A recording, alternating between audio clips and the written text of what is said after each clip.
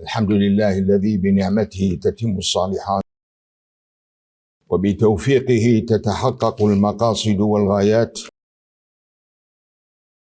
وصلى الله وسلم وبارك على سيد الكائنات سيدنا ونبينا وحبيبنا محمد وعلى آله وأصحابه ذوي الفضل والمكرمات والتابعين له بإحسان إلى يوم الدين. اللهم أغننا بالعلم وزينا بالحلم وأكرمنا بالتقوى وجملنا بالعافية، واجعل يومنا خيرا من أمسنا وغدنا خيرا من يومنا. اللهم افتح بيننا وبين قومنا بالحق وأنت خير الفاتحين. اللهم اشرح صدورنا ويسر أمورنا واختم بالصالحات أعمالنا برحمتك يا أرحم الراحمين. أما بعد،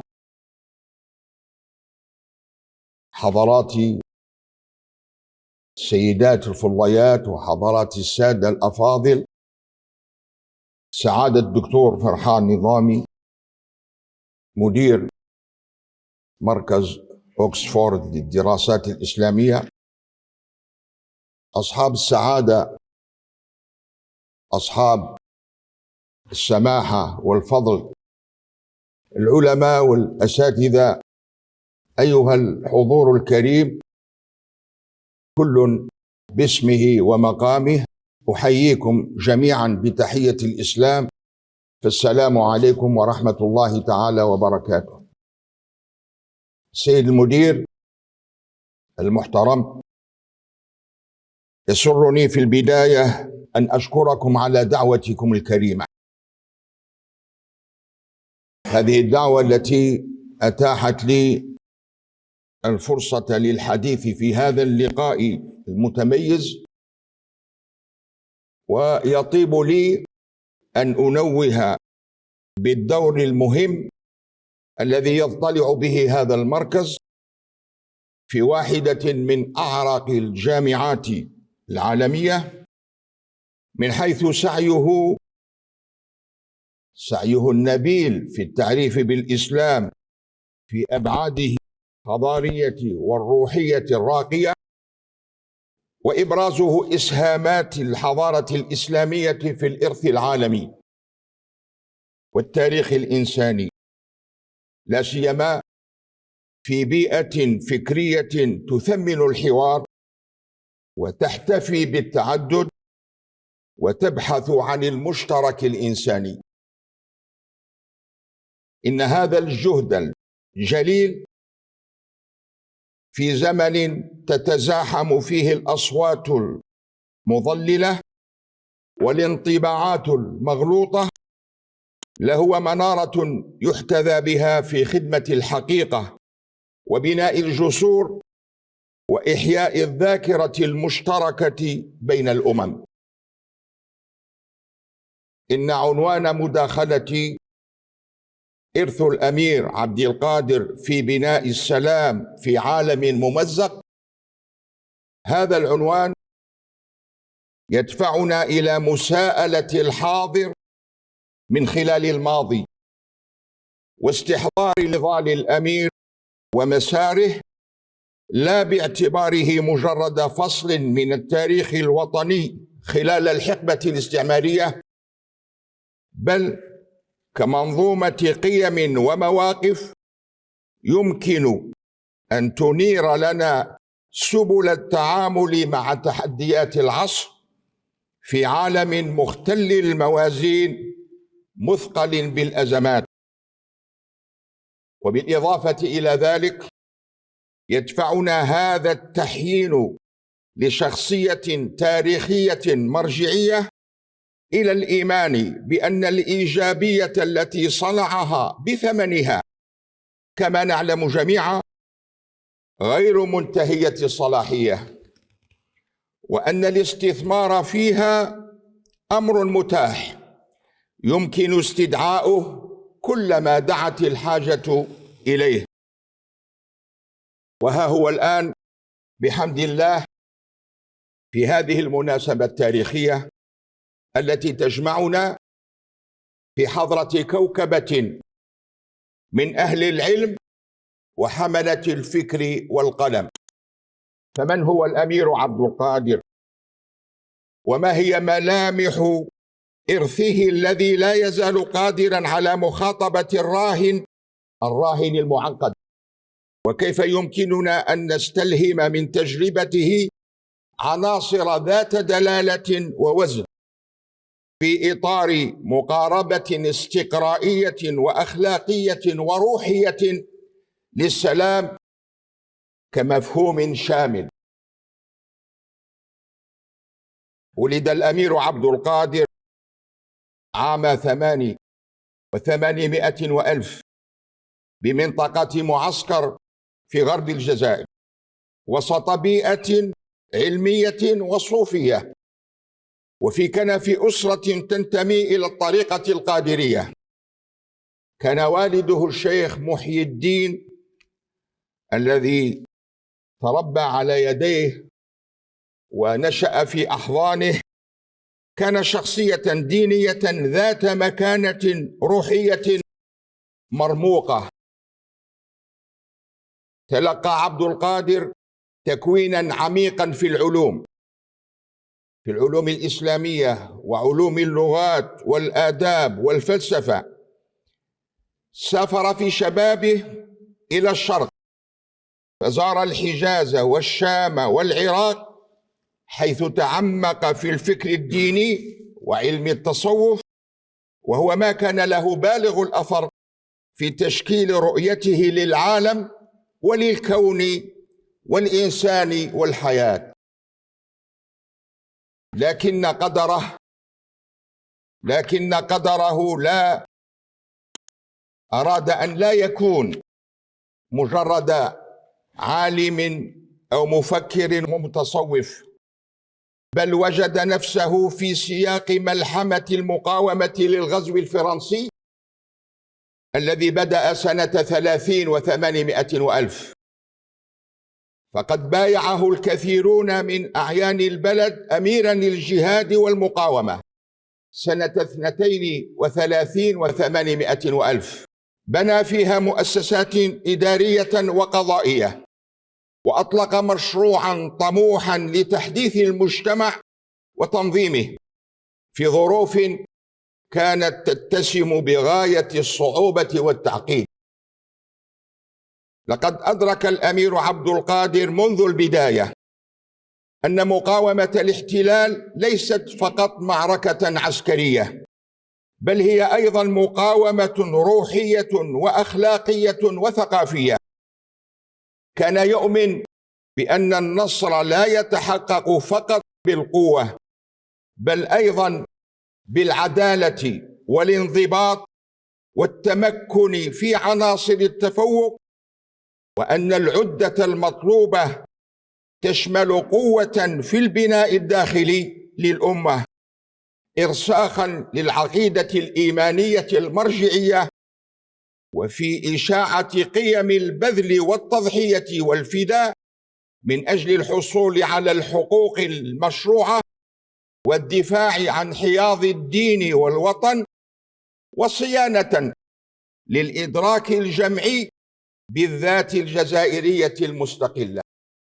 كان يشدد على معاملة الأسرى معاملة إنسانية، وعلى احترام المخالفين من غير المسلمين، بل وعلى حماية المدنيين في زمن الحرب، وهو ما كان يثير إعجاب جميع من عرفه عيانا أو سماعا، بمن فيهم خصومه الأوروبيون.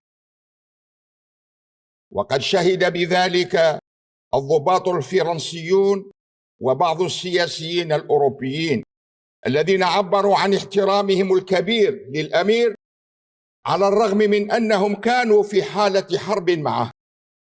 فهو لم يكن في نظرهم مجرد قائد ميداني، بل كان رجل مبادئ وقيم، فارسا يجسد الأخلاق الإسلامية في أتم معانيها، ولعل من الشهادات التاريخية الأكثر دلالة تلك التي جاءت على لسان الجنرال الفرنسي لامورسيير الذي قال عن الأمير: كان عبد القادر عدوا شريفا يندر أن تجد له نظيرا، كان يحارب بشجاعة ويحترم خصومه ويعامل الأسرى والجرحى بإنسانية تحرجنا أحيانا.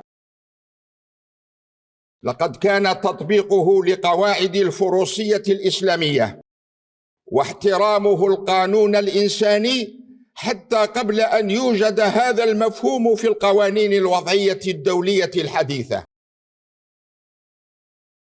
كان ذلك سببا في منحه مكانة مرموقة في ضمير التاريخ، ولم يكن من العسير على هذا الضمير الذي تردد في شأن الأمير أول الأمر أن يلحظ أنه اختار نهجا عمليا استشرافيا، فكان رجل دولة لا رجل سلطة، وقائد مقاومة وجهاد، حمل السلاح من أجل الحق والكرامة لا عن عداوة أو كراهية، وكان في عمق مقاومته مشروع دولة، كان مشروع دولة تستند إلى تشريع وتنظيم متكامل وتصان في ظلها الحقوق والحريات. كان الأمير نموذجا للمجاهد المخطط الذي يعرف متى يقاوم ومتى يفاوض ويضع السلاح، ويعرف متى يعاهد ويصنع السلام. ولذلك فإن إرثه يقرأ اليوم بوصفه جهادا من أجل الحرية والدفاع عن الوطن، لا مجرد قتال للمعتدي المحتل وضد المخالف الآخر. إن قراءة مفهوم جهاد من خلال زعماء المقاومة وعلى رأسهم الأمير عبد القادر يصحح الدلالة الحقيقية للجهاد ويحرره مما التصق به من صور نمطية لا تفرق بين الإسلام كمرجع وبين استعمالاته الآنية في سياقات مختلفة. وما شرع الجهاد في الإسلام إلا دفعا للعدوان وحماية لحرية الأوطان وتأمينا لعقيدة الإيمان وصيانة لكرامة الإنسان. بعد سنوات من المقاومة والمعارك البطولية التي خاضها الأمير عبد القادر، وبعد أن حوصر من كل الجهات، قرر أن يوقف القتال سنة 47 و800 وألف، وفضل حقن الدماء على الاستمرار في الحرب، وهكذا حافظ على شعبه مقابل شخصه ونفسه. لكن السلطات الفرنسية غدرت به وخدعته، فأودعته السجن في فرنسا ما يقارب 5 سنوات قبل أن تفرج عنه في أكتوبر سنة 52 و800 وألف بفضل تدخلات شخصيات أوروبية بارزة ناضلت دفاعا عنه.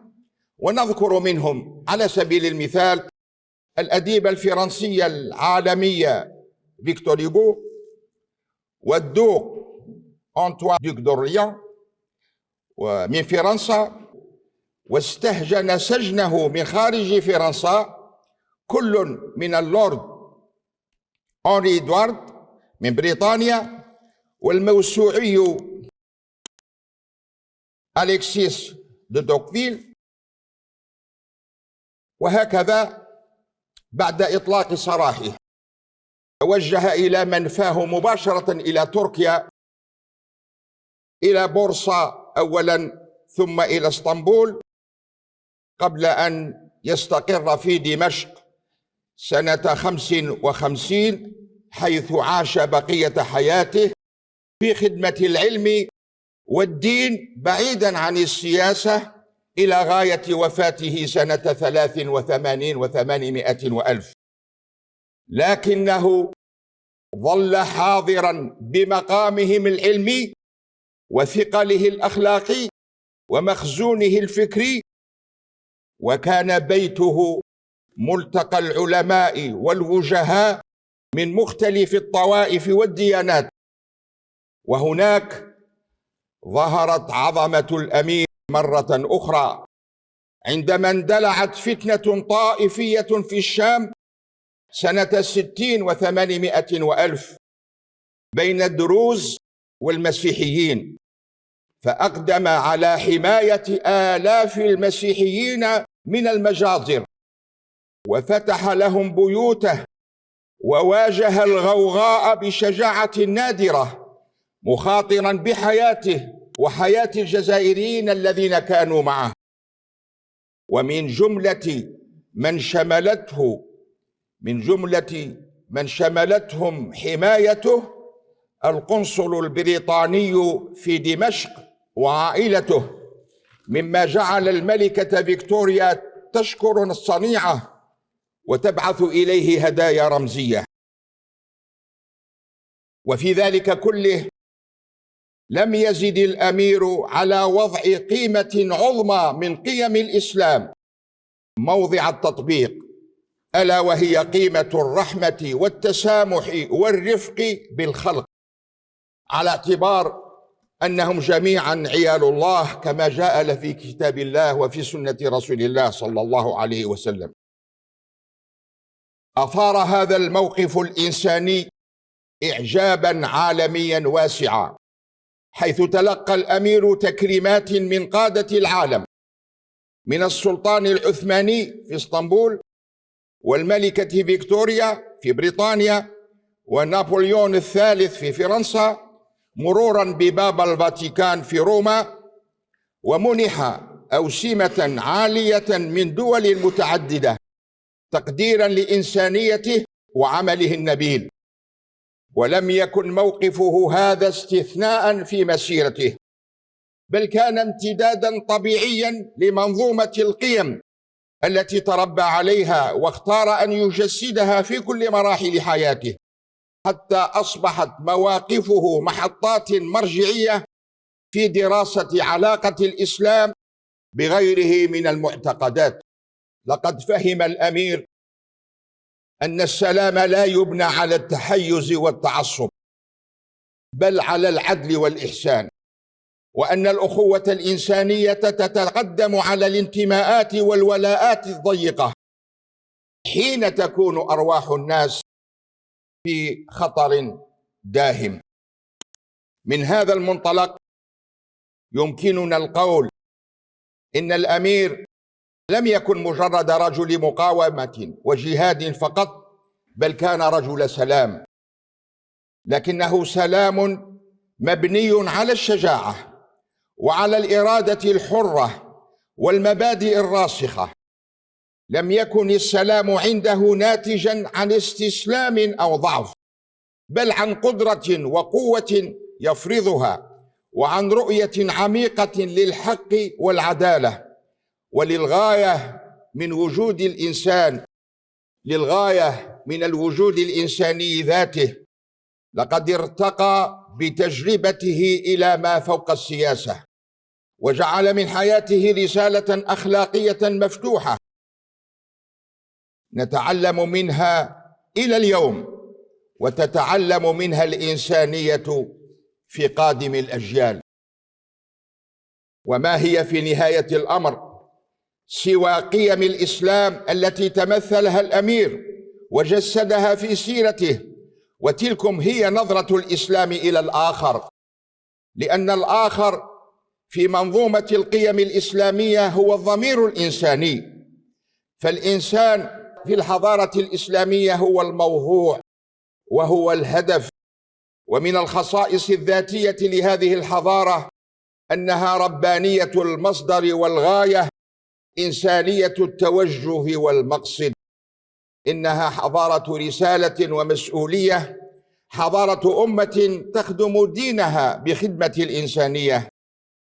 ونحن المسلمين نعتبر من الإحسان الذي هو أعلى مرتبة بعد الإسلام والإيمان، نعتبر الإحسان إلى خلق الله بصرف النظر عن الدين أو العرق أو اللون أو اللسان، فالخلق جميعا عيال الله، وأحب عباد الله إلى الله أنفعهم لعياله، كما جاء في الحديث الشريف الذي رواه سيدنا أنس رضي الله عنه، وجاء في شعب الإيمان للبيهقي رحمه الله. لقد استطاع الأمير عبد القادر أن يجمع في شخصيته بين العقل السياسي المدبر والبعد الروحي المتدبر، بين حنكة القائد العسكري وتأملات العارف الصوفي، وهذا التوازن هو ما جعل مسيرته مميزة تتجاوز الأزمنة والحدود.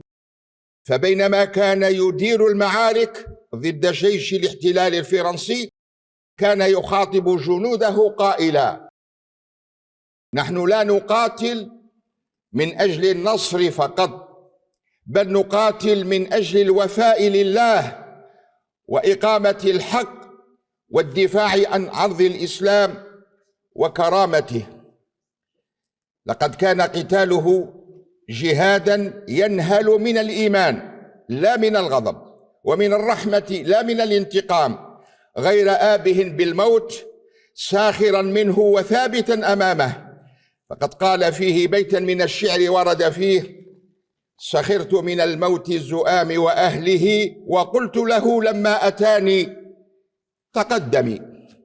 واستمر في تحديه للموت حتى وهو في سجنه في الغربة في السجن قائلا: غريب أنا في الغرب لا أمل لي سوى الله، فلي منه حسن المؤمل.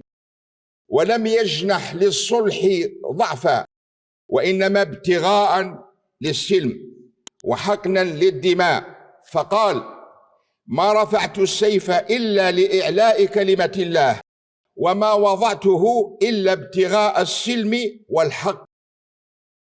وبالموازاة مع هذه المواقف البطولية كان يكتب نصوصا روحية عميقة، ويراسل كبار العلماء علماء عصره في مسائل العلم وقضايا التصوف والمعرفة. في إحدى قراءات الأمير لمشروع الشيخ محي الدين ابن عربي، وهو من أقطاب الصوفية وأعلامها، التي يعبر فيها عن انبهاره بفكره، نلمس عمق انخراطه في رؤية صوفية للعالم. من هنا نستطيع أن نستخلص دروسا كثيرة لواقعنا المعاصر، فنحن نعيش في عالم منقسم متقلب ومتحول، سمته الخصومة وفقدان الثقة المتبادل. وتطرح بإلحاح أسئلة حول إمكانات بناء سلام حقيقي شامل، لا يقوم فقط على الاتفاقات السياسية، بل على مقاربة معرفية جديدة للروابط الإنسانية.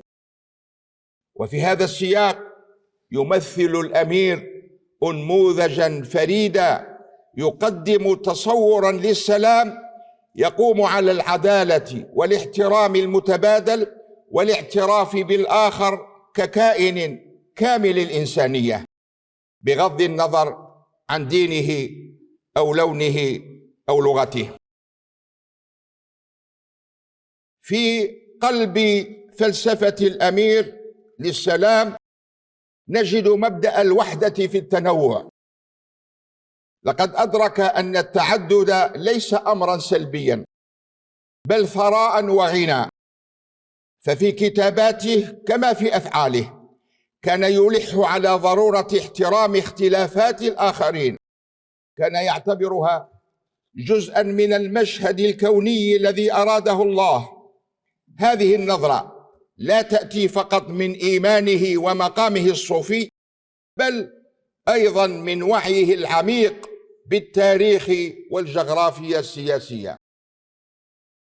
فحين أنقذ حياة المسيحيين في دمشق لم يكن ذلك عملا ظرفيا أو نابعا من اعتبارات دبلوماسية، بل كان تجسيدا عميقا لقيمه المتجذرة. لقد خاطر بحياته وواجه ضغوطا شديدة دون أن يتراجع، لأنه كان يؤمن أن حماية الآخر المختلف هي مسؤولية روحية وواجب أخلاقي قبل أن تكون واجبا سياسيا أو قانونيا. كتب لاحقا يقول: إن من يظلم إنسانا باسم الدين فقد أساء إلى الدين وإلى الإنسان معا. هذه العبارة تختصر فلسفته كلها: لا سلام بدون عدل، ولا عدل بدون رحمة، ولا رحمة بدون الاعتراف بالإنسان في جوهره وبكل خصوصياته. وفي هذا السياق يبدو أن فكر الأمير عبد القادر يفتح لنا آفاقا جديدة لإعادة التفكير في مسألة السلام، ليس كغاية نهائية بل كديناميكية متواصلة والتزام شخصي وجماعي يتجدد ويتكيف باستمرار، ويتطلب تبصرا وشجاعة أخلاقية لا تقل أهمية عن الشجاعة السياسية. إن ما يجعل فكر الأمير عبد القادر صالحا إلى عصرنا الراهن هو قدرته على الجمع بين البعد الروحي والبعد العملي في مشروع السلام. لهذا كان يدعو إلى تعليم متعدد يزاوج بين العلوم الدينية والعلوم الكونية، تعليم يعد الإنسان ليكون مواطنا فاعلا لا تابعا، مواطنا واعيا لذاته ومحيطه، يحسن فهم دينه ويحسن العمل به. وكان يرى أن العدالة الاجتماعية هي عماد السلام، وأن الظلم مهما يكن مصدره يولد العنف ويفسد القلوب ويعكر صفو الحياة. وإذا كان اليوم يتردد الحديث عن السلام الإيجابي الذي لا يكتفي بإنهاء الحروب بل يقتضي بناء علاقات عادلة ومنصفة بين الأفراد والشعوب، فإن الأمير قد سبق هذا المفهوم بقرن كامل وجسده في ممارسته اليومية في وطنه الجزائر وفي منفاه بالشام. لقد كان يحلم بعالم يكون فيه الاختلاف مصدر تعايش لا صدام، والتعدد مدخلا إلى التعاون لا إلى التناحر. وكان يقول: ما خلق الله الناس شعوبا وقبائل إلا ليتعارفوا فيتآلفوا، لا ليتقاطعوا فيتقاتلوا. إن الطريق إلى السلام الحقيقي في رؤية الأمير عبد القادر يبدأ أولا من النفس البشرية ومنظوماتها القيمية، من تربيتها على الأخلاق الحميدة وتقدير الآخر والاحترام المتبادل. إن مفهومه للسلام هو سلام في الذات، وسلام مع الآخر، وسلام مع البيئة، وسلام مع المجتمع، وسلام مع الخالق سبحانه. وما يمثله هذا المفهوم الشامل في كليته وفي تنوعه في آن واحد إنها مقاربة متكاملة وجديدة لإعادة بناء الروابط بين الأفراد والشعوب باختلاف ثقافاتهم ودياناتهم على أساس من العدالة والمساواة. إن الرسالة الكبرى التي يمكن استخلاصها من فكر الأمير عبد القادر هي أن السلام لا يتحقق من خلال القوة العسكرية وحدها، بل هو فكر متصالح ومتسامح ذو إرادة موحدة وروح متعالية. وفي هذا المعنى كان الأمير قائدا ملهما يضع المصلحة العامة فوق كل اعتبار، ويسعى إلى تمكين الأفراد والقبائل من أن يعيشوا حياة كريمة بعيدة عن الصراعات وويلات الحروب. لم يكن السلام عنده هدنة بين حربين، بل بناء داخليا يبدأ بتزكية النفس ويكتمل بإصلاح المجتمع، وهذا ما يجعل تجربته صالحة لا للتقليد الأعمى بل للاجتهاد المستنير. إن قراءة سيرة الأمير تفتح أمام الناس سبلا جديدة لفهم تأثير الأخلاق في صناعة السياسة وتأثير الدين في هندسة السلم الاجتماعي. لقد أصبح إرثه اليوم مصدر إلهام لكل من يسعى إلى بناء عالم أفضل، عالم يسوده الاحترام المتبادل والتعاون لا التفرقة والتناحر. ومن هنا تظهر أهمية العودة إلى فكر الأمير عبد القادر في وقتنا الحاضر في ظل التحديات المعاصرة التي يواجهها العالم، والتي تتجاذب بين حوار الحضارات وصراعها وبين الحقوق الإنسانية الفئوية والحق الإنساني الشامل، ما بين الحرية المطلقة والحرية المحتومة للآخر. سيبقى إرث الأمير أمانة على عاتق الأجيال الحالية والمستقبلية، ليس فقط من خلال الاحتفاظ بذكراه بل أيضا من خلال تطبيق مبادئه في حياتنا اليومية. فقد أثبت من خلال أفعاله وأقواله أنه كان رجل سلام، كان رجل سلام حقيقي في زمن كان يشهد ألوانا من العنف والدمار. أثبت أن القائد يمكن أن يكون عالما وعاملا ومحاربا وسياسيا وجامعا للدنيا والدين ومجسدا للسلام في كل تجلياته.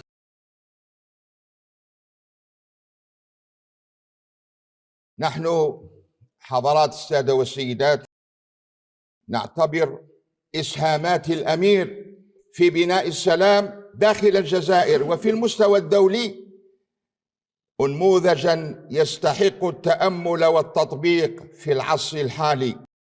وإن القيم السامية التي تمثلها مثل العدل والرحمة والتسامح وقبول الآخر قادرة على تقديم حلول للنزاعات المعاصرة وتمكين النخب في هذه الجامعة في مثل هذا المركز للدراسات الإسلامية وغيره، تمكنها من الخروج بنظرة جديدة لتصورات السلام ومقاربة علمية وموضوعية لدور التأملات الصوفية وتأثيرها في نماذج القيادة والحرب وفي المعاملات وما إلى ذلك. وإذا كان لنا تبليغ الرسالة التي يمكن استخلاصها من حياة الأمير، فهي أن السلام ليس مجرد حلم، بل هو قيمة قابلة للتحقيق إذا تشبعها القادة والشعوب. والواجب يقتضي أن نعمل لبناء جسور بين الثقافات والحضارات، بين الثقافات والمعتقدات، وأن نبني التفاهم والتعايش في عالم يعاني شتى الانقسامات، في عصر تتسارع فيه خطابات الإقصاء وتروج دعوات الصدام، تزداد الحاجة إلى نماذج وسطية مؤصلة تاريخيا وعلميا لا تلفيقية سطحية. والأمير عبد القادر يمثل هذا الأنموذج، فهو فقيه لا يقصي، وصوفي لا ينعزل، ومجاهد لا يعادي، وسائس لا يساوم على القيم. إن استحضار الأمير في زمننا الراهن لا ينبغي أن يتم من خلال نظرة أحادية، فالرجل لم يكن فقط بطلا عسكريا أو زاهدا صوفيا، بل كان مثقفا موسوعيا، ترك تراثا غنيا في الفكر والسياسة والأدب والدين.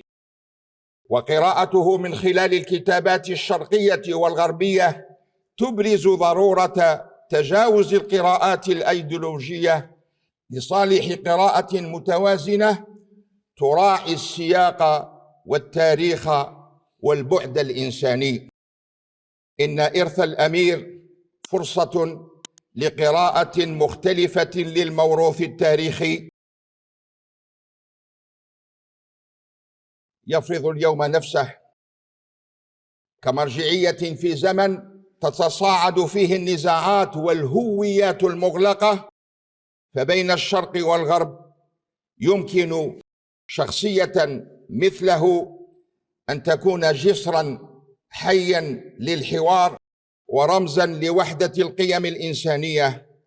لقد كان الأمير قاسما مشتركا إنسانيا يشهد له الشرق والغرب، فلما لا يكون اليوم سفيرا رمزيا لحوار الحضارات، ويتحول إرثه إلى منهج دراسي وحقل بحث أكاديمي ومصدر وحي حضاري يجلي قواعد التواصل الصادق الجاد كقاعدة لتعاون مثمر بين شعوب العالم على اختلاف أنظمتها وتباين مناهجها واختياراتها.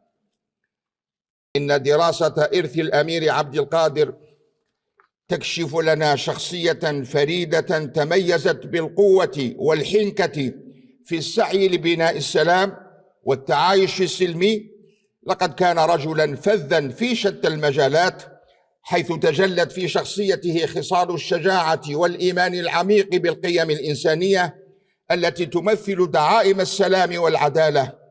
ففي الوقت الذي كان فيه العالم يشهد حروبا ونزاعات، كان الأمير يرى في السلام هدفا ساميا لا يمكن الوصول إليه إلا من خلال التفاهم والاحترام المتبادل بين مختلف الأطراف. لقد تبنى مفهوما شاملا للسلام بعيدا عن المجردات النظرية أو التصورات المثالية. كان السلام لديه مبنيا على التفاهم العميق لظروف الشعوب المختلفة، وكان سعيه لتحقيق السلام يتجاوز حدود الإقليم والدين والعرق.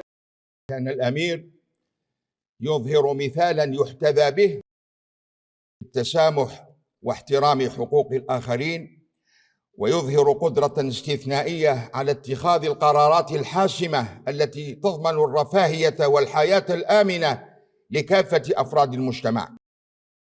لقد مارس الأمير نوعا فريدا من القوة الناعمة قبل أن يصاغ هذا المفهوم في العلوم السياسية الحديثة. كانت كلماته تقنع، ومواقفه تلهم، وسيرته تسبق صيته. لقد بنى صورته الدولية ليس بالدعاية، بل بالعمل الجاد والخلق الكريم الذي جعل خصومه يحترمونه وعنه يدافعون.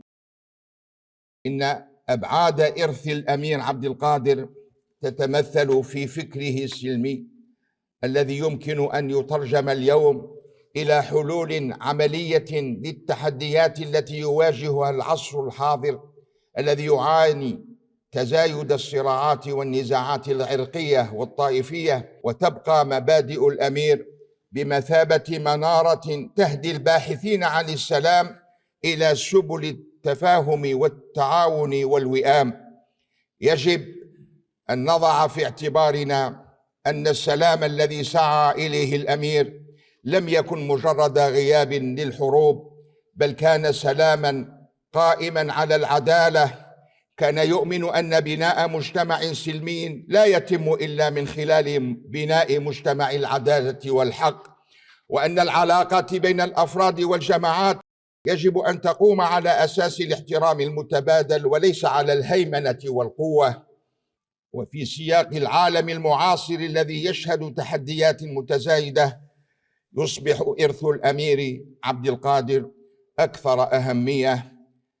نعم، قلنا ونكرر بأنه لم يكن مجرد قائد عسكري، بل كان مفكرا ورجلا سياسيا عرف كيف يدير الصراعات في وقت كانت فيه الشعوب تواجه تهديدات وجودية.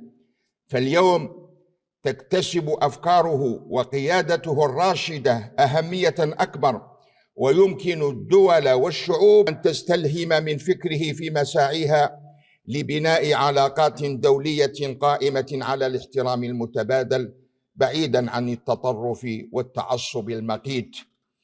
إن إرث الأمير جدير بإعادة قراءته والعمل لتطبيقه في حياتنا اليومية. علينا أن نؤمن أن السلام لا يمكن تحقيقه بالحد من الحريات أو السعي لإقصاء الآخر، بل بالاحتكام إلى القيم الإنسانية النبيلة التي تؤمن بحقوق الإنسان وحريته. ويجب أن تكون الدعوة إلى السلام الشامل بمثابة منارة تهدي كل من يسعى إلى بناء عالم أكثر عدلا وتسامحا.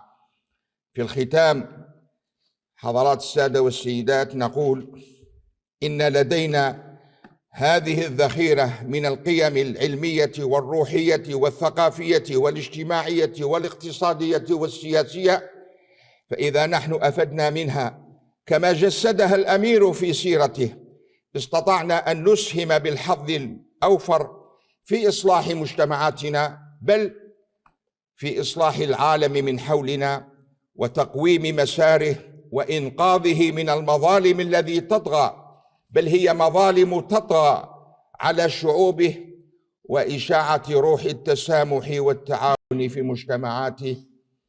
فليكن هذا الإرث منارة لنا في عالم مفكك يتعطش لرجال لا يهادنون في الحق ولا يفرطون في الإنسان، والله يقول الحق وهو يهدي السبيل.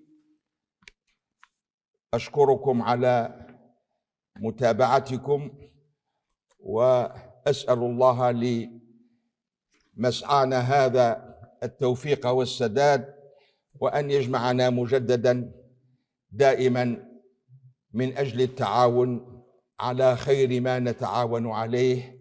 وآخر دعوانا أن الحمد لله رب العالمين.